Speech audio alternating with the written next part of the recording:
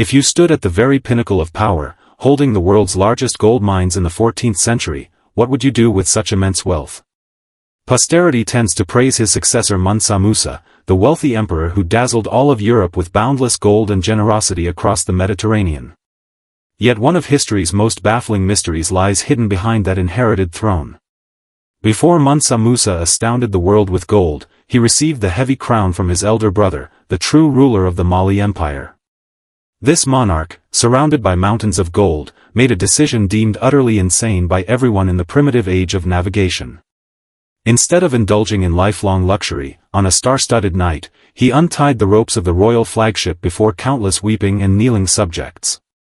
Leading a huge fleet of 2,000 vessels, he left behind endless gold and supreme power, sailing straight into the all-consuming black mist of the Atlantic Ocean, never to return.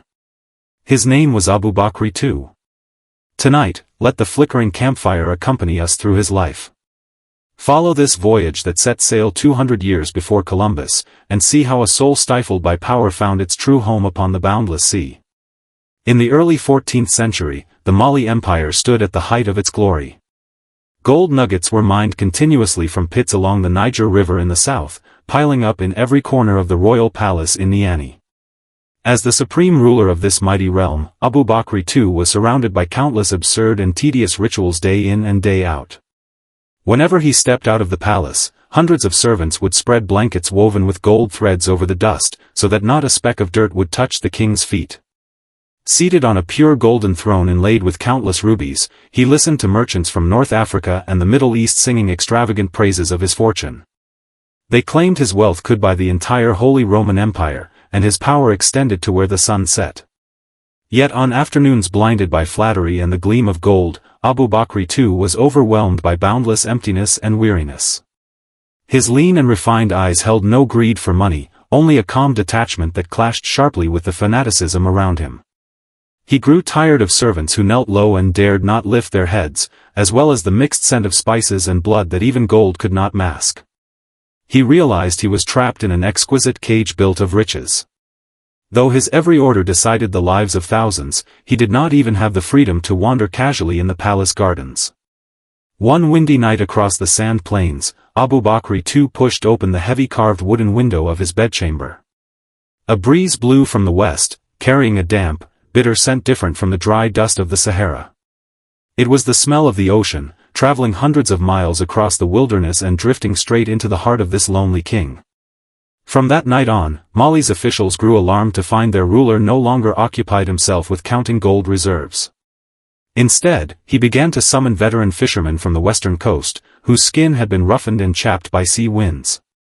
The king's change sparked endless whispers and undercurrents within the Mali court, a realm that valued land conquest above all else.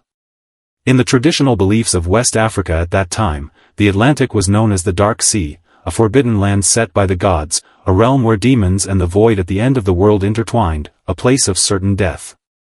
No one dared to challenge those storm-tossed waters, save for someone who had lost their mind.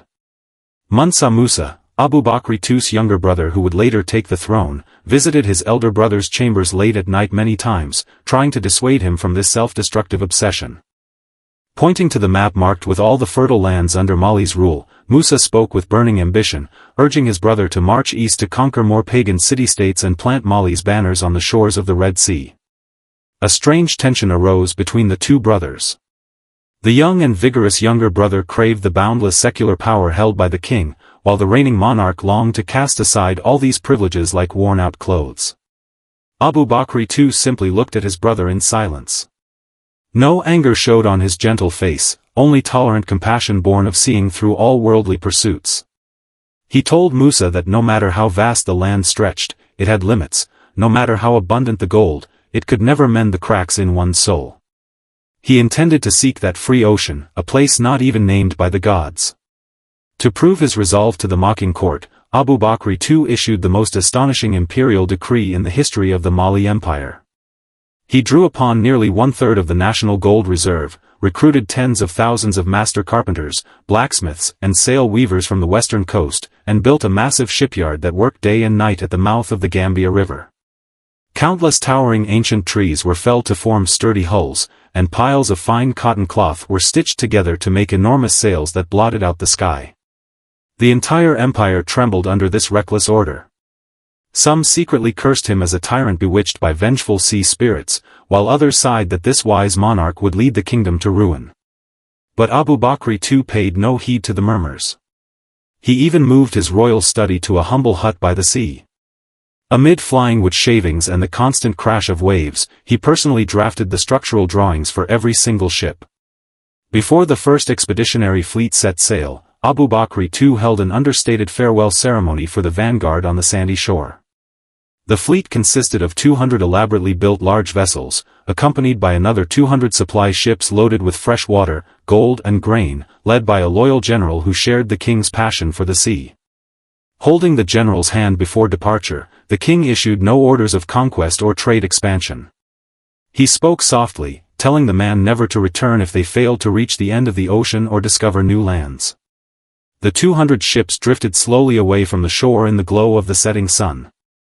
Their vast white sails cast long shadows across the golden sea, like a flock of giant white birds flying toward the unknown.